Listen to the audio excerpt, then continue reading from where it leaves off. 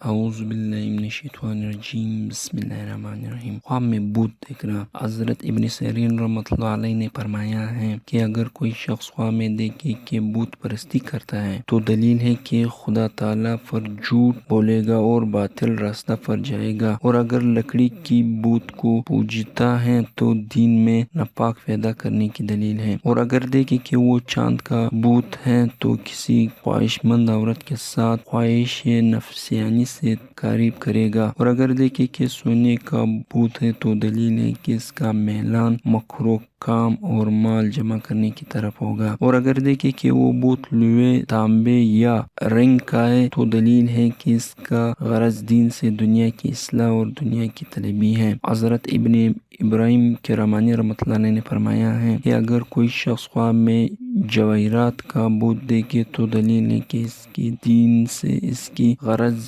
غرض بادشاہی اور خادم اور وشم ہے، اور اس کی غرض بادشاہی ہے، اور اگر خواب میں دیکھے کہ جواہرات کا بت ہے تو دلیل ہے کہ اس کی غرض دین سے مال آرام جمع کرنے کی ہے، اور اگر دیکھے بت گھر میں ہے تو اپنی عقل اور دانش سے عجز اور حیران ہوگا۔ حضرت جعفر صادق رحمۃ اللہ علیہ نے فرمایا ہے کہ خواب میں بت کا دیکھنا 3 وجوہات پر ہے۔ اول، بیہودہ جھوٹ و مکار منافق، دوم فریب دینے والی فساد عورت،